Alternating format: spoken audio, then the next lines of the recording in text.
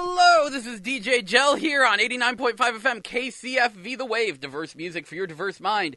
Please stay tuned at noon for the news, the weather, and then, after a short break, GameBabble Live, our weekly video game news and information show which airs every Wednesday from noon to 3 p.m. So please, don't touch that dial, stay tuned, and enjoy the music here on 89.5 FM KCFV The Wave. Diverse music for your diverse mind. Thank you for listening.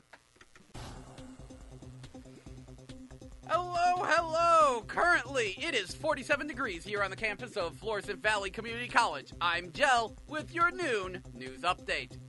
West Alton residents are urged to leave. West Alton residents are being encouraged to leave the town. A voluntary evacuation order was made last night because of the rising waters on the Missouri River. The river is predicted to crest at over 36 inches, which is about 3 inches higher than the levee is designed for. Anheuser-Busch is providing drinking water, though, to flood victims.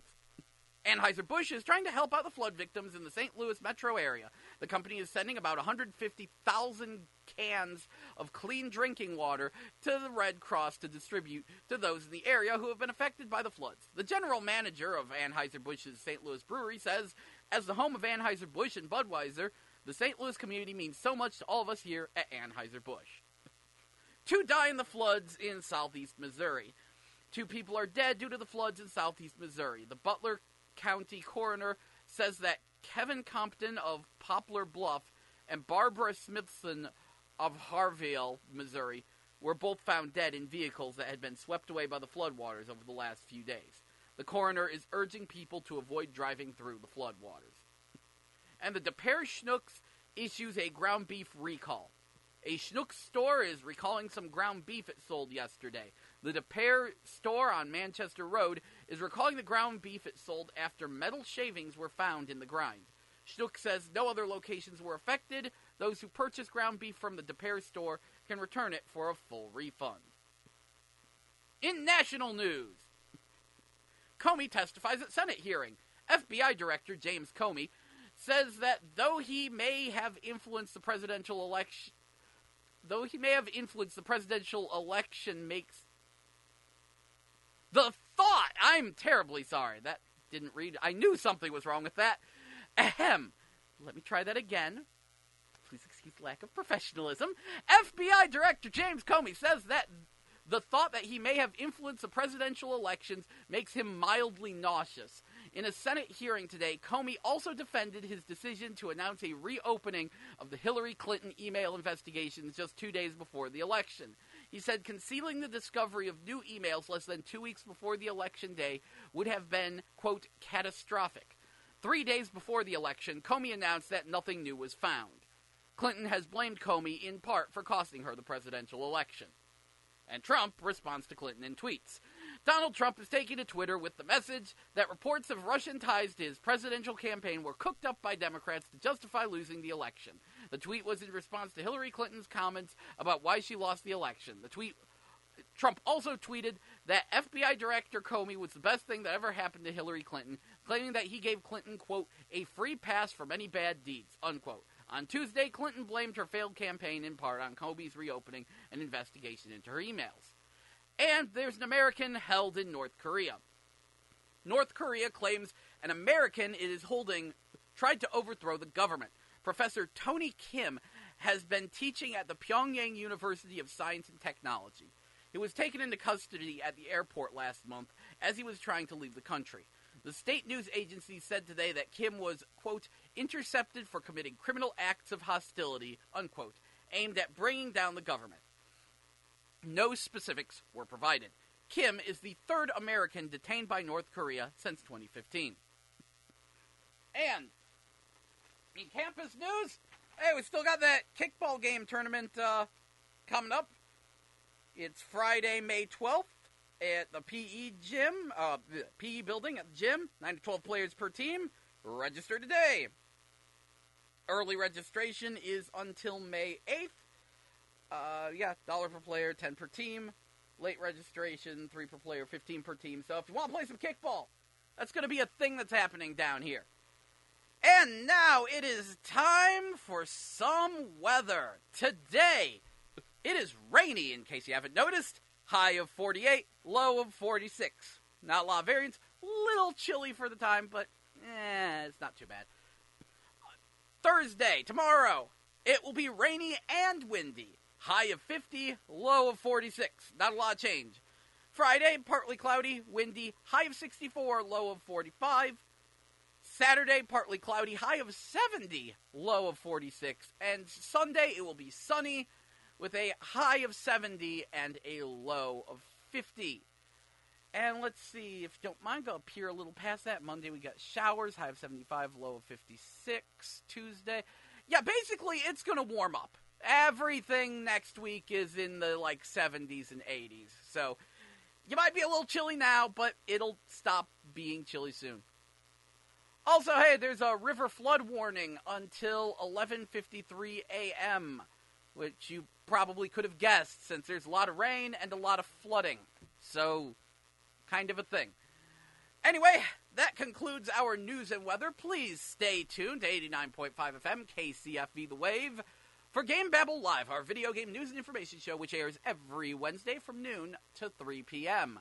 I will be right back with you with that in a moment. But until then, please enjoy Glass Half Empty by Ava. And thank you so much for listening to 89.5 FM, KCFV The Wave. Diverse music for your diverse mind. Hello, this is DJ Gel here on 89.5 FM, KCFV The Wave. Diverse music for your diverse mind. And this is GameBabble Live, our video game news and information show, which airs every Wednesday from noon to 3 p.m. I'm your host, Gel, and we love to start our show off by handling the new releases on every console, what came out this week, what comes out next week, and what anime is in theaters. So let's get started. PlayStation 4, what came out this week? Well, Arcade Archives Neo Geo Last Resort. If I recall, it's a side-scrolling shooter. Nice quick port. Gnog, which is a PlayStation VR puzzle game where you solve puzzles inside of monster heads? Looks weird. Purportedly, Marvel's Guardians of the Galaxy, the Telltale series. I swear this one's been pushed back a bunch. The Nier Automata DLC 3C3C1D119440927. It's Nier, don't question it. That's the name of the DLC. What it boils down to is that you get to fight like the president of Square Enix in a boss battle, and he throws heads at you. Also, the Neo Dragon of the North DLC came out, which, from what I've seen, because I was watching a stream of that last night, looks pretty nice. Gives you the ability to have two different guardian spirit animal things, adds a freaking Nodachi as a weapon, which of course brings with it all those new skills. Whole big new area with story cutscenes. It's a legit expansion pack. Always nice to see. Also, Portal Knights came out, along with Super Rude Bear Resurrection and Tumbleseed. And tomorrow, Flat Out 4 Total Insanity comes out. Then day after tomorrow, AFL Evolution Dreamfall Chapters Flat Out 4 Total Insanity. Wait. I don't know why it's on this list twice. It comes out either tomorrow or the day after. Then Prey. And then World to the West, which I don't even understand that one. Anyway, let's look at Xbox One. What you got? On Xbox One, they got both Arcade Archives Last Resort and Arcade Archives Samurai Showdown, along with Flat Out 4 Total Insanity. Okay, I guess they got that early. And Marvel's Guardians of the Galaxy Telltale series. Today, they're supposed to be getting Planet Base. Then, on Friday, they're supposed to get Flat Out 4 Total Insanity. I'm going to slam my head into a wall now. Okay. Then Prey, Save the Ninja Clan, and World to the West. On Nintendo Switch, the Nintendo Switch really won this one. Their Arcade Archive Neo Geo game was Blazing Star, which was a side-scrolling shooter that was more R-type-ish and had really, really great 90s anime art and characters. Like, I might have to go out and buy a Switch point card so I can pick that up. I like to play things on my Switch. And, yeah, they also got Tumbleseed. On the Vita, the Caligula Effect came out, which I really need to look more into. On the Wii U, tomorrow, Citadel The Legends Trilogy 15 and Triple Breakout come out. No, I thought we were done with the Wii U, but nope. It's planning on sticking around as hard as it can. At least with indie developers. I don't know, maybe they all got clogged. Getting things published on a console in their digital marketplace when you're an indie developer is kind of a pain in the butt. So I wouldn't be surprised if these were all, submitted months ago and they're just only now coming out. Anyway, 3DS tomorrow should be getting Infinite Golf and Triple Breakout. So, next week, the PlayStation 4 is getting Birthday's The Beginning, which is some kind of, God simulator type thing. It involves cute dinosaurs on tiny planets. I don't know, I haven't looked too far into it, but it looks kind of interesting. Butcher, Human Fall Flat, and Rhyme. The Xbox One will be getting next week Butcher, Lethal League, and Elliot Quest and Human Fall Flat. The Nintendo Switch next week will be getting NBA Playgrounds. Wow, that was quick. And, actually, I'm a little concerned about the fact that NBA Playgrounds is coming out that soon. That thing was just revealed. How long have they been developing that? Nothing next week on the Vita. Nothing next week on the Wii U. But the 3DS next week gets Elliot Quest. And those are the upcoming games. Now, time for anime in theaters. Good news, if you have not seen Your Name, it is still at the Tivoli until next Tuesday. I would check online for showtimes because they tend to do a lot of late showings, but sometimes there's some afternoon showings there. I see 2 or 3 showings for Your Name on a lot of days at the Tivoli. And I finally got to see that, so I will actually tell you a little bit about Your Name after another break after this. And also, My Neighbor Totoro will be at the Tivoli May 12th and 13th. So mark your calendars, got some anime, and of course, I can't believe I didn't start mentioning this earlier. I'm sorry, I've never been to this convention. This might be my first year. Anime STL is May 12th to the 14th, so next weekend. It's actually pretty close by. Where does it say the... I think it said they're at the St. Charles Convention Center, but I'm not sure. Where does it say? Venue and hotel reservation. Let me just double check this. Venue, St. Charles Convention Center. Anime STL. So if you want to go to an anime convention that's pretty much in town, this is the one. And then, of course, the weekend after that is Anime Central in Chicago, which I will be going to.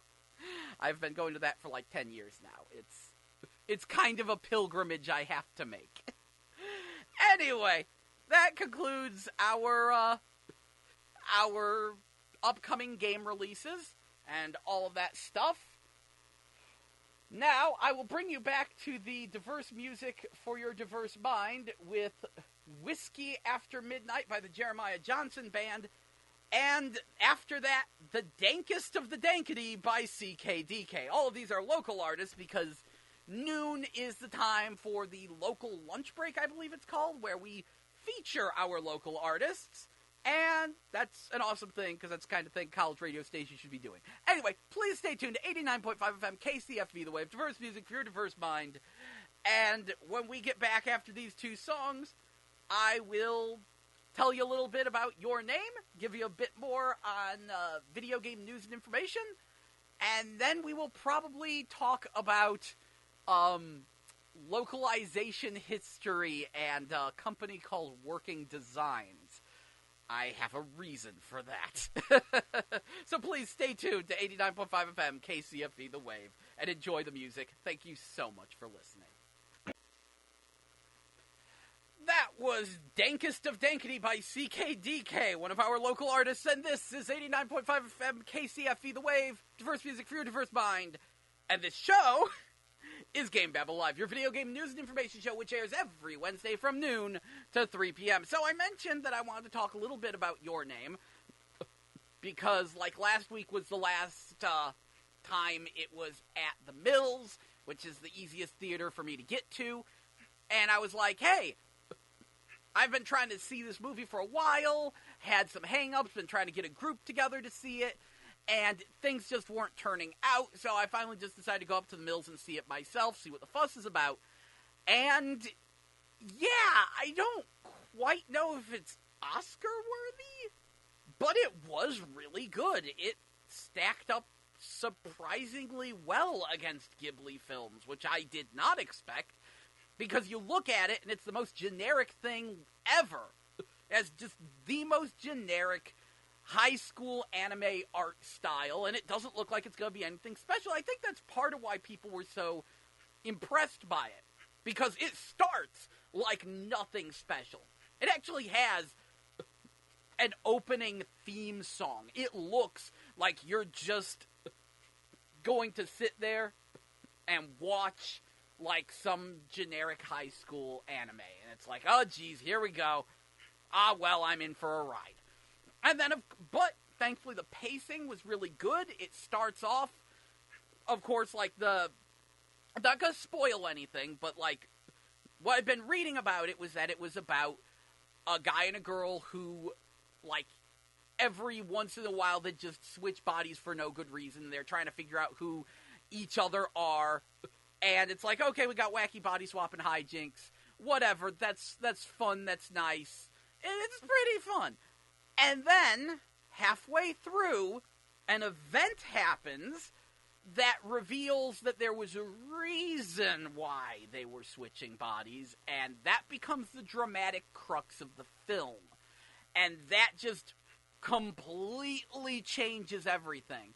And it's just such a good example of the way anime tone shifts can be really effective. Because I've seen people look at some anime storylines and complain about the inconsistent tone, and I always look at them like they're crazy, because I've been watching anime for a while. I'm used to the inconsistent tone, and I think it's good, and this is a good example. The first chunk of the film is pretty lighthearted and humorous, and then it gets way more dramatic later on.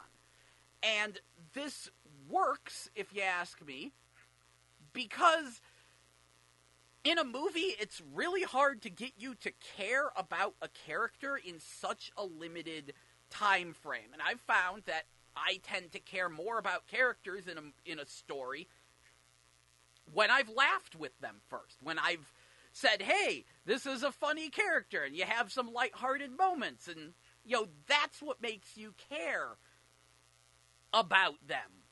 And then, something happens that's dramatic, and it, now you care about them because you enjoyed those funny moments with them and you want them back, and that really works. So, yeah, Your Name, actually pretty darn good movie. I know you don't think you're gonna like it, but it is one of those, you kind of gotta see it just to see what it's about sort of deals, because of course everyone was like, this movie is Oscar worthy, it got robbed. I'm like, I don't know about that, but was a lot better than I expected.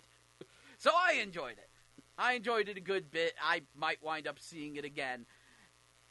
So, that's what the deal is with Your Name. Now it's time to talk about some of the, news. First of all, Darksiders 3 was revealed, which stars Fury, which was the, female Darksider. She has shown up sort of in the background of previous games, and I always wanted a game starring her, so I was super happy about this. Unfortunately, Joe Madeira is busy working on the Battle Chasers game, and so it doesn't exactly have his art. They're, like, trying to copy his style, but it's not quite working out, and that's a bit of a shame, because, like, 75% of why I liked Darksiders was because of Joe Mad's art. But aside from that, and people complaining about how bad the face model is, no one is mad. I fully expect everyone to say that people are mad that Darksiders 3 stars Fury instead of someone else. And I've seen a few people be like, oh, I was hoping for Strife because Strife has guns. But no, it stars Fury, she's got a whip, looks like fun. I mean, all we've got is a CG rendered trailer, but I like games where I get to use a whip, probably my second favorite video game weapon, after claws. And, yeah, no one's mad. I expect people to claim people are, but no one is. Well, speaking of things that were revealed, Code Vein was revealed, Again, CG trailer, but it's an anime-ish, Soulsy game from the makers of God Eater. Also, Blaster Master Zero is getting an update that adds a super hard mode and the ability for it to have DLC characters. First DLC characters will be Gunvolt, from the Gunvolt series, as well as Ekoro from the Galgun series, and they have unique ways of playing. Apparently they're going to be free for the first, week or two after they're released, and then they're going to cost $2. So that's nice. Also, for a minute, everyone was talking about the fact that Shaq Fu the Legend Reborn is coming to Switch. Yes, they are making a new Shaq Fu game. Kind of. This has been in development for a while. There was a Kickstarter. It looks pretty nice. It's actually going to be a beat-em-up. And that's why it's it's not really Shaq Fu. Shaq Fu's a fighting game. I know what Shaq Fu is. I'm a little disappointed they aren't trying to make it a fighting game. But, whatever. That's coming to Switch, so people are like... It was funny, because it's people forgot this was a thing. Because this was revealed, years back when the Kickstarter was. And then, we haven't heard anything about it, and then it's coming to Switch, and people are like, oh, they're making a new Shaq Fu. Yeah, that was announced years ago. Also, hey, good news. Paladins is finally free on PS4. If you don't remember, Paladins is everyone's favorite free-to-play Overwatch clone.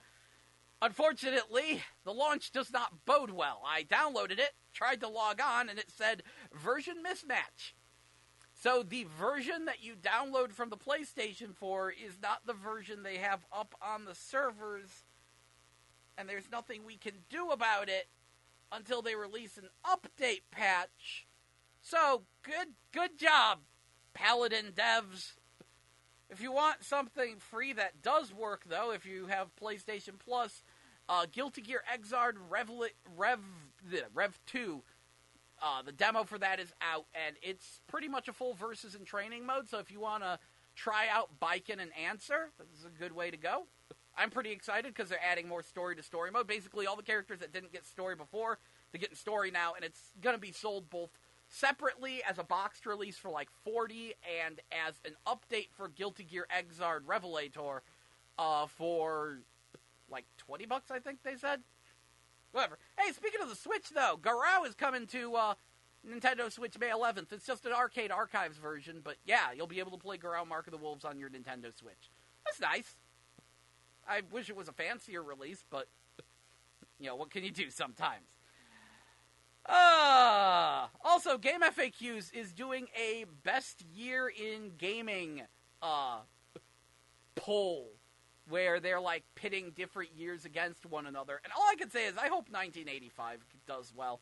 1998 should win, but I've been doing some video game history research, and egad, everything happened in 1985. It's the next best thing to 1998. Okay, let me explain. I feel like I have a need to explain why 1985 is so amazing, other than it was the year I was born. 1985, I remember, that's the year Super Mario Brothers came out, and I remember hearing that the reason why Mario could grow larger was, I can't find the source of this information anymore, but I remember hearing that the reason why Mario could grow larger was to show off the new power that they had with, the new setup, the new system. They were like, hey, we can do larger sprites, so give Mario a larger sprite. And Miyamoto's like, what if we had a power-up that... what if he started with a small sprite and he got a power-up that made him larger? And they were like, okay. So that was kind of a thing. Bigger sprites were starting to happen in video games. But here's the most amazing thing about 1985. Same year Super Mario Brothers comes out, and Mario being bigger is the pinnacle of technology. Guess what happens later on that year? Space Harrier comes out. You ever see Space Harrier?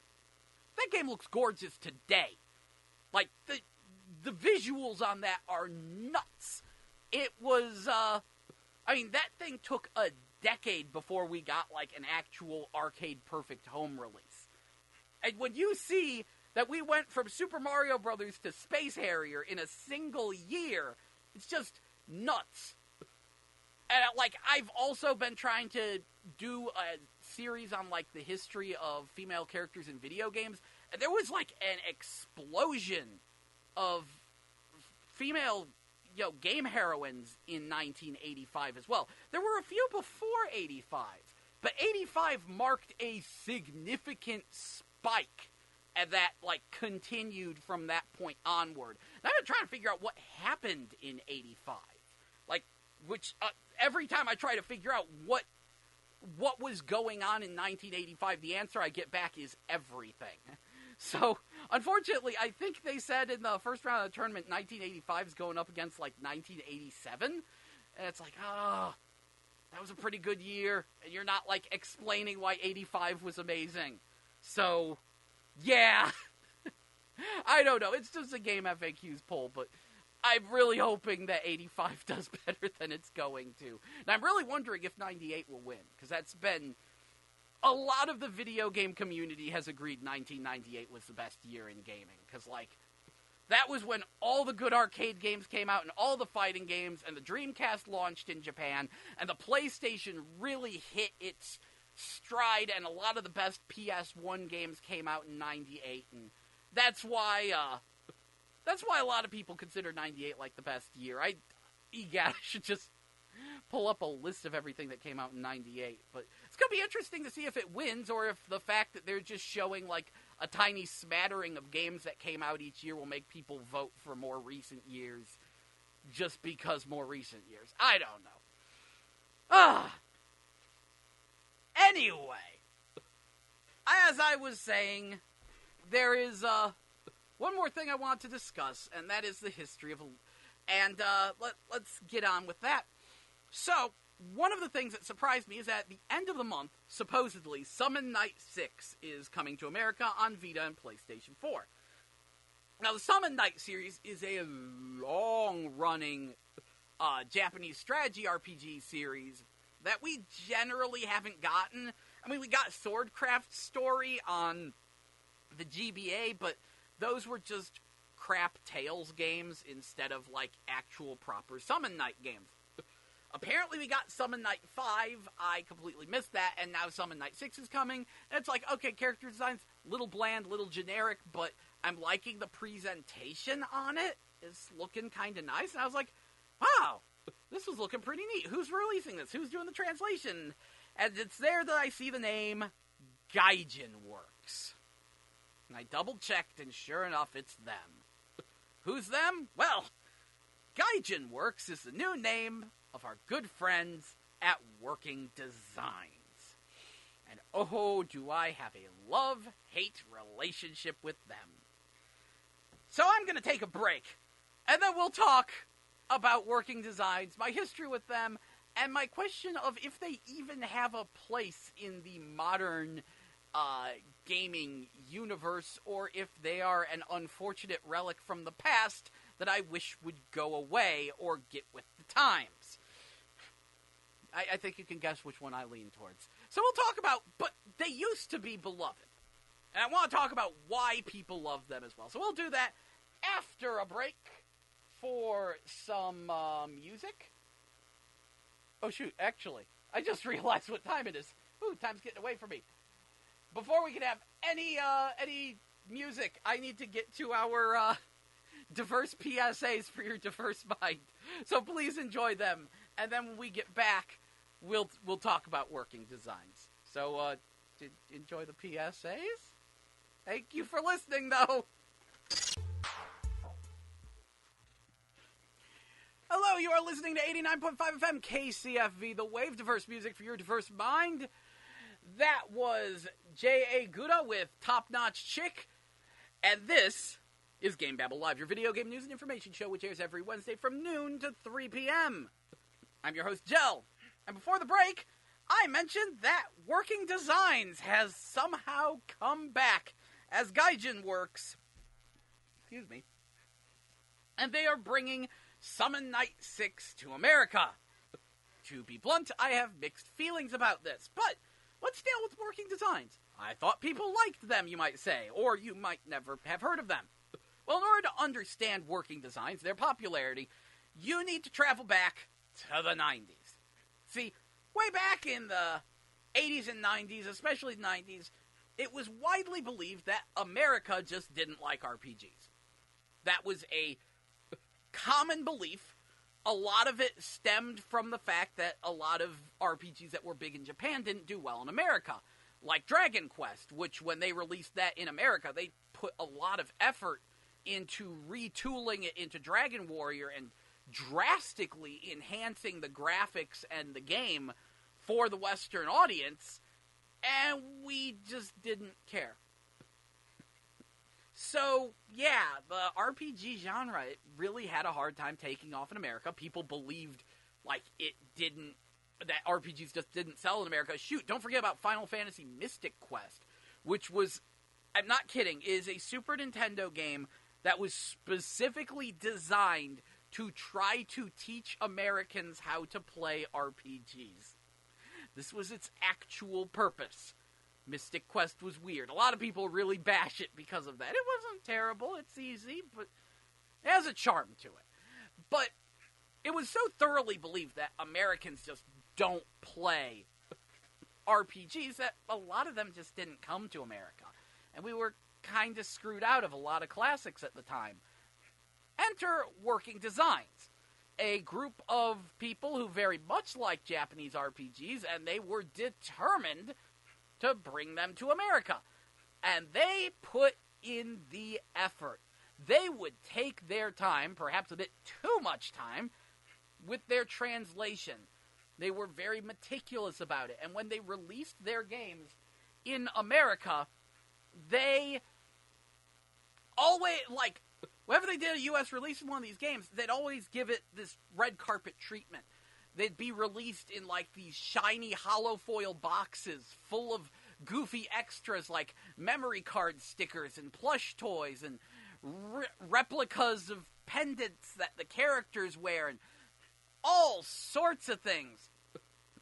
A Working Designs release was kind of an event, and it was kind of cool because their instruction books actually had, like, in the back of them, their translation notes, where they talked about all the work they put in. They would actually reprogram chunks of the game to make them better for the U.S. release. Like, they might actually alter the experience and encounter rate to make it more balanced, fix some bugs, speed something up, find ways to cut down load times. They put in the effort.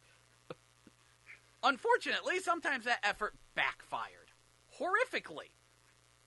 Like with, I believe the game was called Exile 2, where their changes to try to improve the game for the Western audience accidentally made one of the bosses practically unbeatable. Oops.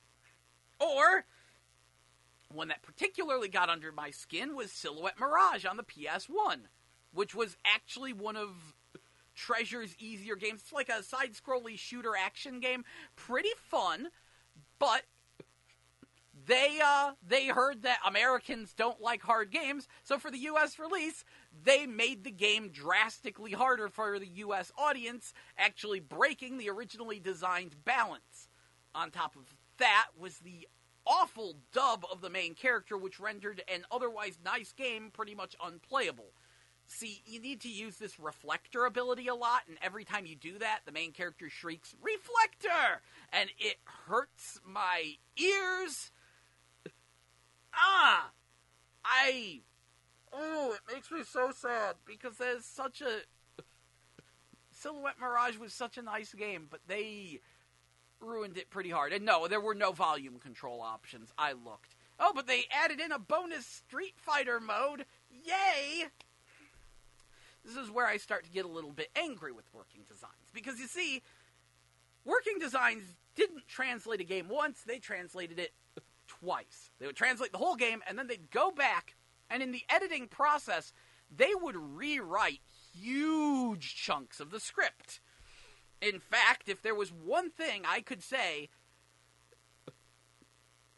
defined Working Designs as a company, I would say it was PMS jokes.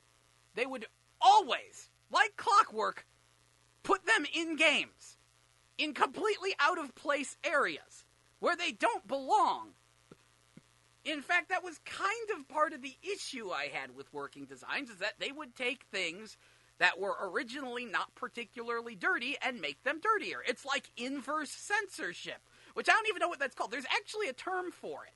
I heard it once at ACEN, where manga video in Europe, when they dubbed anime, they would add in extra swears in order to increase its rating. And there was a term for that, and I forget, but I need to find out what it is, because that's what Working Designs did. They did the inverse of censorship. Their translations made games dirtier. And here's the thing. I like me some games that, have some raunchy humor in them. I'm fine with that. I mean, egad, I play Senran Kagura, all right? So I'm fine with that. I am strongly against censorship, but I'm also against taking something that wasn't originally dirty and just making it dirty because ha-ha. And that was a big problem with the anime industry back in the 90s. There were some companies that did that way too often. Egad, look up, the American Tenchi Muyo comic sometime. That was a thing. And it drove me nuts. If you want to see Working Designs at their absolute worst, there's one where you can actually get a good comparison, and that's Magic Knight Rayearth. See, there was a Rayearth game on Sega Saturn, and I applaud Working Designs for what they did, because apparently a lot of source code got lost, and they had to reprogram huge chunks of the game. The game was released, 2 years after the Saturn was discontinued, and it's a pretty nice game. In fact, they started working on it long before any of the Magic Knight Rayearth anime or manga were planned on coming to America. And they show this in the instruction book where they had their original logo, which more closely resembled the Japanese logo. But then they got word that that they were bringing the anime and manga to America. They switched to that logo, and it was all okay, cool. And yeah. Compare their translation to the official translation. Now, I will give them credit. Their dub was better. There was no foosters and umisters in this one. That was a thing. Anime Works handled the dub of Magic Knight Rayearth, and they decided to translate Chan as stir. And it was... So you got... Instead of Fu-Chan, it became Fooster. It also had a really bad dub opening, and I will give Working Designs credit there. Their dub opening was actually better. But when you actually compare the content, yeah, there's a lot of really raunchy, weird, out-of-place stuff in the Sega Saturn Rayearth that doesn't fit the tone or audience of the show. Magic Knight Rayearth is pretty much Clamp's answer to Sailor Moon. It's aimed at the Sailor Moon audience, and so Working Designs, weird addition of raunchy jokes, and also Star Wars references in the middle of it was really out of place. I think the thing that actually finally broke me on them was, Vanguard Bandits, though, where they did a really terrible dub opening. The translation was flagrantly questionable, and I was just like, you guys gotta stop. But, I still got a few minutes. See, yeah, so, I did not like Working Designs in terms of their translations. Having said that, I bought a lot of Working Designs games because they were the only people bringing these things to America at the time. It was a pretty barren landscape for Japanese RPGs, and they put in the time and the effort. They tried. They were just misguided and had weird ideas about what the Western audience wanted from their games. But they grew a pretty sizable fan base because, yeah, people wanted Japanese RPGs. It was a niche thing. They were having trouble selling them in the States normally, and Working Designs, they put in all this effort and were bringing out these games that would otherwise never have come to America. We never would have gotten Magic Knight Rayearth without them. We likely never would have gotten Lunar without them. There's a lot of things that we just would not have gotten without Working Designs at the helm. But their translations were just odd. Some people people accepted it as just a quirk of the company and rolled with it, but I hate to tell you this, I'm a bit of a purist here. And so, when I see Working Designs just utterly mucking with translations like that, it kind of annoys the crap out of me. So, yeah. I am going to kick you back to the music. We've got Just the Beginning by Greek Fire. And, after that, we will continue discussing the unusual history of Working Design, so please stay tuned to 89.5 FM, KCFV The Wave, and enjoy the diverse music for your diverse mind. Stay tuned, and thank you for listening. Hello, you are listening to 89.5 FM, KCFV The Wave, diverse music for your diverse mind.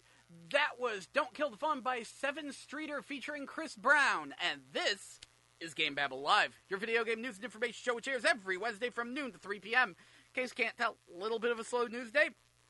Hence why we are continuing our discussion of Working Designs. So, before the break, we were talking about how Working Designs was kind of a big deal in the 90s with a serious cult following because they were bringing Japanese RPGs to America in a time when everyone else believed Japanese RPGs don't sell in America, and they gave them the red carpet treatment.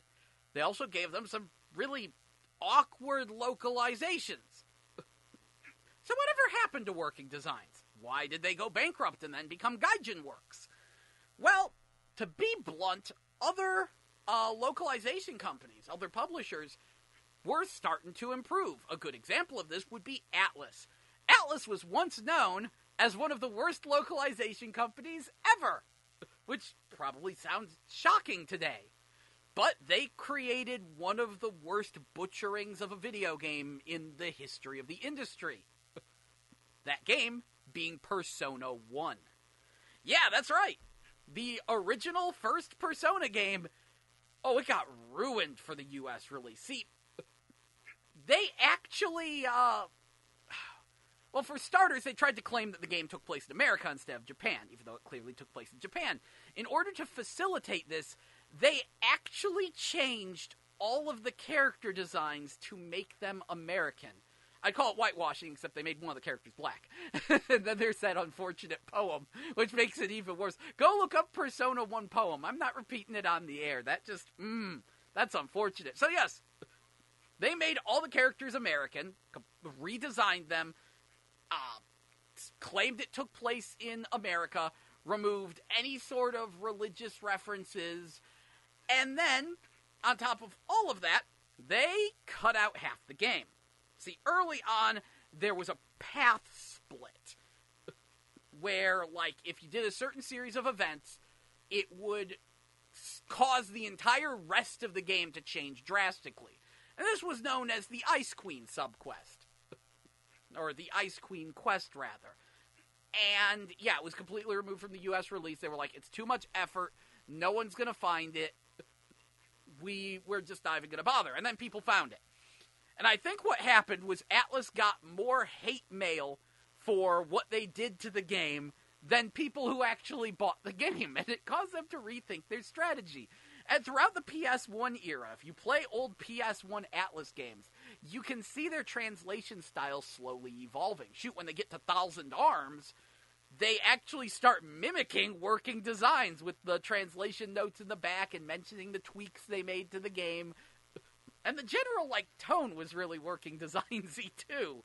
I really wish I liked Thousand Arms more. I love everything about it except the combat. The combat's terrible. But, yeah, so Atlus was an up-and-coming company. Then they did Rhapsody: A Musical Adventure, wherein they had both English and Japanese options for the musical numbers. Unfortunately, that game tanked horribly to the point where the entire rest of the series was just considered an absolute no-go, and it's a shame. I'm actually a fan of that game. But then, the thing that put Atlus on the map was Disgaea. Disgaea was such a big hit. It put Atlus on the map, got a lot of people to forgive them for the Snow Queen quest, and even spawned another localization company in the form of Nippon Ichi Software America. Because you see, what they did with Disgaea is something pretty remarkable. See, some games on PS2 weren't on DVD, they were actually on CD. These were the blueback games. And Disgaea, in Japan, was one of these. Because it was a kind of small game, it didn't take up a full DVD's worth, so save money, put it on a CD. But Atlus, for the US release, put it on a DVD so they could include both English and Japanese voices. This was such a mind-blowing change to the approach to... Oh! There it is! The civil authorities have issued a required weekly test for all of Missouri beginning at 1:14 p.m. and ending at 1:29 p.m. The following is a required weekly test to the emergency alert system originating from the Missouri State Highway Patrol in Jefferson City and coordinated with the local broadcasters in the community. This is only a test.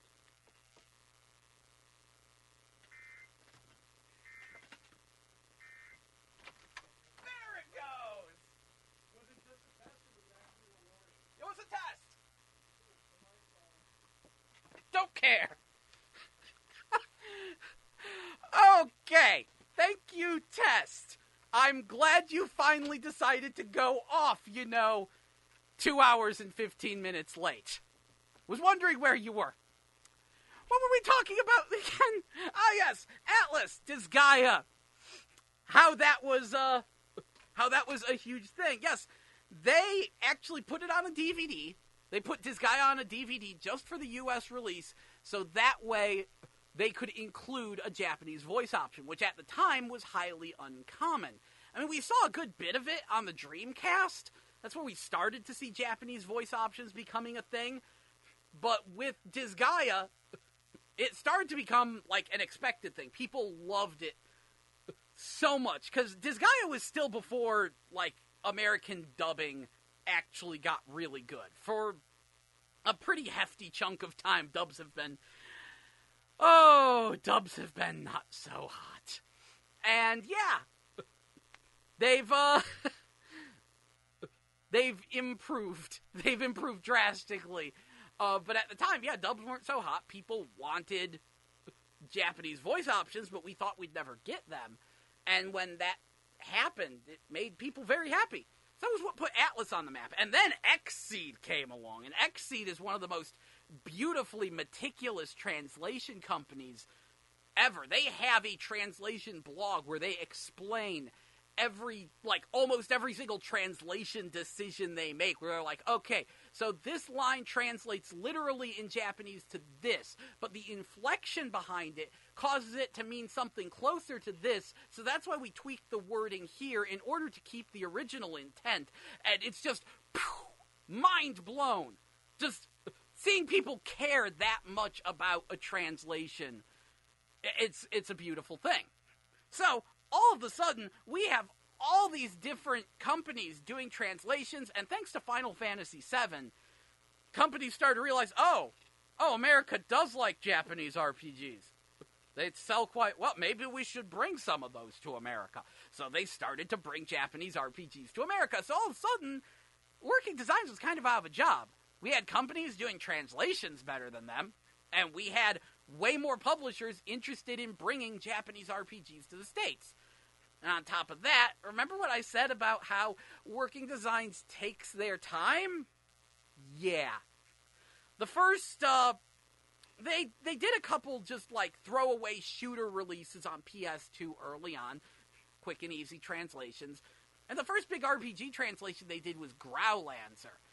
Which, by the time the Growlancer collection came out on PS2, no one cared. Disgaea was here, there were so many other games, and the translation was Working Designs-y, and, there was no hype behind it, because it was no longer a medium-sized fish in a microscopic pond. Now, it was, there were tons of other Japanese RPGs and strategy RPGs coming to the States. Working Designs was almost out of a job. And then Sony decided to finish them off. You see, there was a Goemon game on PS2. And Working Designs put a lot of time and effort into it. They showed it at a couple E3s. They had the swag ready. They had the game completely translated. They were about to release it. And Sony said, you know what? This game looks like a pile of crap, so, no. No, you don't get to release it.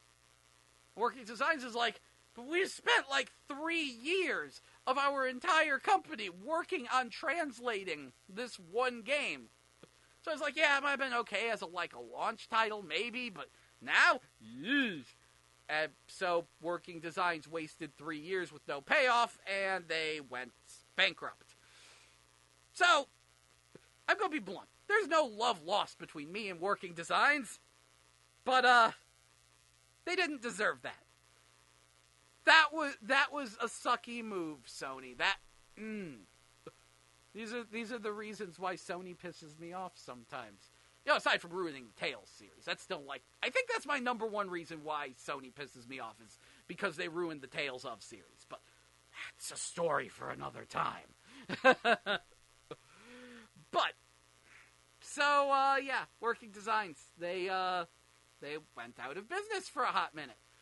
And then Victor Ireland managed to get the team back together, and they were reborn as Gaijin Works, and their first big project was being the U.S. consultants for a game called Miami Something on the DS, and then they worked with Sunsoft and did some virtual console releases, and now they're getting back into the translation game.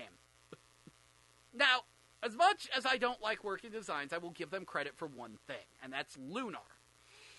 Because after Working Designs went out of business, there were actually 2 more versions of Lunar Silver Star Story that came to America, the GBA and the PSP version. I played the GBA version. I was like, finally, I can play Lunar without a Working Designs translation. This is going to be great. I can find out what they're really saying. This is going to be just good, just be awesome. And I popped it in, and I played a couple hours into it, and I was like, this is boring.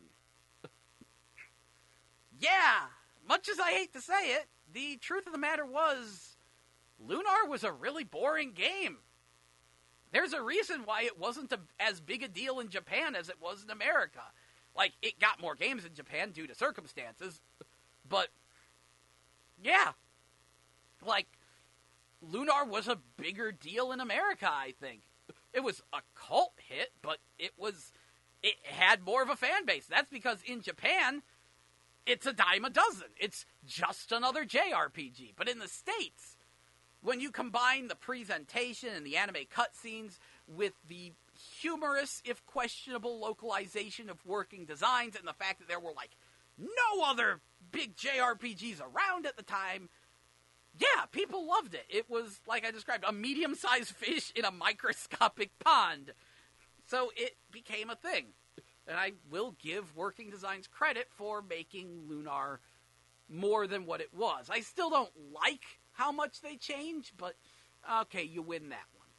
So this brings us back around to Summon Night 6 coming to America, and I tried to look into it. Chances are it will probably not feature a Japanese voice option. I don't know 100%. There are certainly people asking and begging them to include one. But it is going to be dubbed. They will dub the opening sequence. And it's pretty much the entire cast of Lunar coming back. Which is going to be interesting, because I don't know how many of them have been dubbing in a while. They were pretty small-name voices. I think they were actually just friends of the team or something. And, yeah, anime dubs have improved exponentially since the 90s, and I don't know if these people have actually improved or not. Maybe they have. Maybe it'll be an incredible dub. That would be nice. But I think we might get something of a translation that's going to be a relic of the 90s, back when we were desperate in a time when we are no longer as desperate. And that's going to be awkward. I can't make any final judgments because I don't have access to the game. So I can't tell you how it is. And I'd like to try the game, but I'm very, very wary of the translation on Summon Night 6. I'm definitely going to poke around first. I'll try to keep y'all posted to how the translation turns out. But it's an interesting world we live in. Can working designs find a place for itself now in space year 2017, or is it truly a relic of the past when we were so desperate we'd take just about anything? Can they change with the times and provide a more accurate translation, or at least cut back on the PMS jokes? These are all questions that we have to ask ourselves. Or not, because no one cares. Anyway, this is Jell, and I hope you've enjoyed this excessively long discussion about working designs and their interesting tendencies in translation. Whew. So, I'm going to kick y'all back to the music, which I hope you all enjoy. If you don't, my apologies. So, next up we have I Could Use Love Song by Maren Morris, here on 89.5 FM, KCFV The Wave. Diverse music for your diverse mind. Please enjoy, and thank you for listening. Hello, you're listening to 89.5 FM, KCFV The Wave. Diverse music for your diverse mind. And this is Jell with GameBabble Live, your video game news and information show, which airs every Wednesday from noon to 3 p.m. And even if there's no news, I'll find something to editorialize about, like I've just been talking about the freaking history of working designs, how they kind of fell apart because they had strong competition, and how they've now come back as Gaijin Works to potentially ruin Summon Night 6. I'm not a fan. But, I kind of want to talk about Dragon Quest XI, because that's actually going to come out in Japan at the end of July. And it's a very interesting release. If you're unfamiliar, Dragon Quest, which was initially released in America as Dragon Warrior, is the definitive JRPG. It is often credited with inventing the genre, and there's some debate about that, but for the most part it's true, and it is purportedly so absurdly popular in Japan that there are actually laws against, like, when you can release a Dragon Quest game. Supposedly, anyway. Like, you can't, like, they have to be released on Sunday, I think, because otherwise too many people take off work and school in order to stand in line. But anyway, Dragon Quest XI. First of all, it is a traditional offline RPG. This matters because Dragon Quest X was actually an MMORPG. But no, back to being a normal RPG, so that's definitely good. And here's the thing that makes it weird. It's coming out on 3DS and PS4. And they're not ports. The 3DS and PS4 versions of Dragon Quest XI are apparently the same game, but radically different visual styles. Like, the PS4 one, it looks like a PS4 game. It looks gorgeous. But then the 3DS one, it actually uses little super deformed 3D models. It looks a lot like Dragon Quest IX, except, like, a lot better. And it uses completely different visuals. It's going to have, like, unique features for its battle system. And the craziest feature is that isn't the only graphical downgrade. See, on the top screen, it displays the game in 3D with the 3D character models and all of that. On the bottom screen, it shows the game with Super Nintendo level sprites. The entire game. You can actually switch which screen you want. So the 3DS one is going to be in two different graphical styles. And as a whole, the game will be in three different graphical styles, because you've got the PS4 one that's all looking super gorgeous, the 3DS one that's looking super cute, and the bottom screen of the 3DS, which is looking super retro. It's all the same game. It's blowing my mind. Like, I know I'm not going to like it as much as Dragon Quest 3 and 9, because those are my favorites. And I like them because you get to make a party, and I love RPGs where I get to make a party and they have class systems and stuff. But I'm so intrigued just because of the way they're handling this. And they've announced that it's getting a Switch version as well, but there's been no information about what the Switch version is going to be like. They have announced pretty much nothing other than, yeah, it's getting a Switch version. So I'm curious, Like, will the Switch be able to handle the PS4 graphical style? Will it perhaps get an enhanced version of the 3DS's graphical style? How are they handling the Switch version? It's all very interesting and fascinating, and yeah, my brain can barely comprehend the same game being presented in 3 radically different graphical styles and making the 3DS and PS4 games identical but completely different at the same time. I don't know, it's kind of mind-blowing to me. So yeah, that is certainly an interesting thing that is happening. Unfortunately, there has been absolutely no announcements for a US release. I expect one. If they leave this one in Japan, I will be a little salty, but then it's a question of, are we going to get both versions? Are we only going to get one? What about the Switch? Especially because Nintendo has been a driving force in getting Dragon Quest games in America. We almost didn't get Dragon Quest IX, but Nintendo said, no, we'll do the publishing. Because Nintendo sees a lot of potential there, but in general, Square Enix, they haven't found the games to sell well enough to bother with, which is awkward. So there's a chance we'll only get the 3DS and Switch versions. There's a chance we'll only get the Switch version. There's a chance we might get all 3, or just 2 of them, or who knows? I'd really like to know more. I want all 3, though. I want to play with both of the graphical styles, because that is blowing my mind so super hard right now. I did not know about 2D mode until, like, just recently with the Super Nintendo graphics. But yeah, that's just, man, that's weird. So yeah, in case you can't, well, I've got another topic I can hit up later, but right now I'm going to take another break, because we really should, like, play more music, and, again, slow news day. So I'm going to get you back to the music with song number 7 by Randy Houser. Please enjoy it here on 89.5 FM KCFE The Wave. Diverse music for your diverse mind. Thank you so much for listening. Hello, you're listening to 89.5 FM KCFE The Wave. Diverse music for your diverse mind. I'm your host, Jell, and this is GameBabble Live, your video game news and information show, which airs every Wednesday from noon to 3 p.m. So, got a little bit of an update of things. Apparently a VR game called Age of Heroes was just announced that will be cross-platform. So it'll be on Oculus, HTC Vive, and then later on PSVR.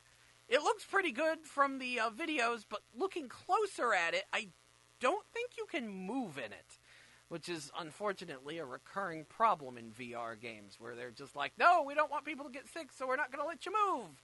And it's like, great, that doesn't help.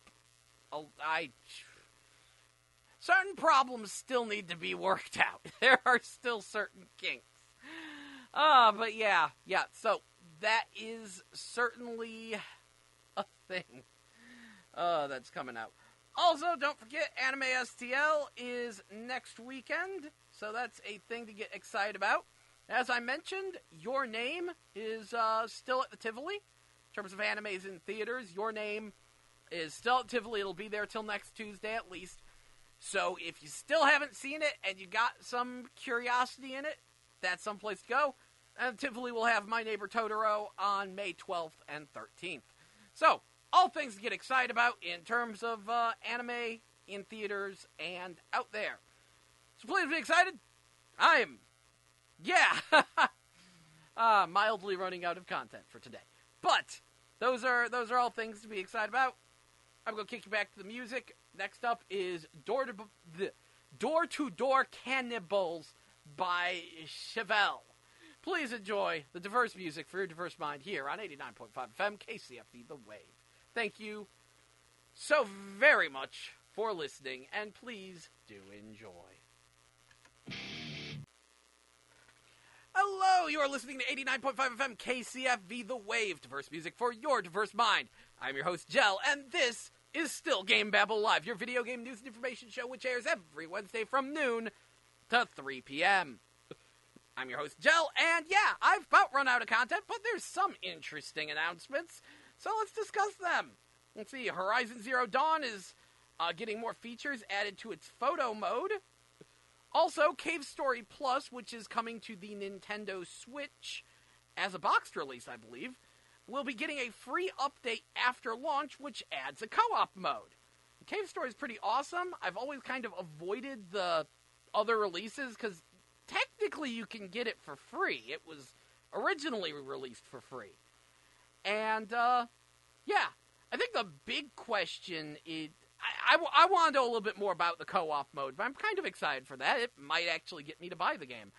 Because, yeah, it was released originally as a freeware game, and then people were like, wow, this game's super good. Let's put a price tag on it. And also, one that has me really intrigued is a game called White Day, a Labyrinth Named School. Apparently it was released back in 2001. It's Korean, and it was on a bunch of different platforms, and now it's going to be coming to PlayStation 4 in North America and Europe, courtesy of P-Cube, in August. The question I have is if it'll have PlayStation VR support, because apparently there's a PlayStation VR version floating around out there somewhere. And I'm really curious about that, because I have not seen White Day on any sort of, like, on the Hong Kong games list, that's for sure. Like, by the way, if you're wondering, you cannot get into, like, while you can make accounts for all the different, like, PlayStation Network stores, like I have a US account, a Japanese account, a Chinese account, and a Hong Kong account, you cannot make a Korean account. That is the only one that you can't. And that's because South Korea is super protective about its internet. So much of gaming is online in South Korea, in like internet cafes and stuff, that they actually kind of link it to your social security number. I'm not kidding. Like, it's called a KSSN number, and I've tried to play enough like Korean MMOs while they're still in Korea to know that you pretty much can't unless you have a KSSN number. And of course, stealing someone's social security number is kind of illegal. But I guess the reason behind this is for an absurd, almost uncomfortable level of security, but also that would make bans stick, like, a lot better. You can't just really make another account without stealing someone's social security number. So, a little bit of a problem there. And I am certainly uncomfortable with the idea, but as such, no, I can't get on Korean PlayStation Network, even though I have a Korean system. Can't do it. So I've not seen this legendary PlayStation VR version of White Day.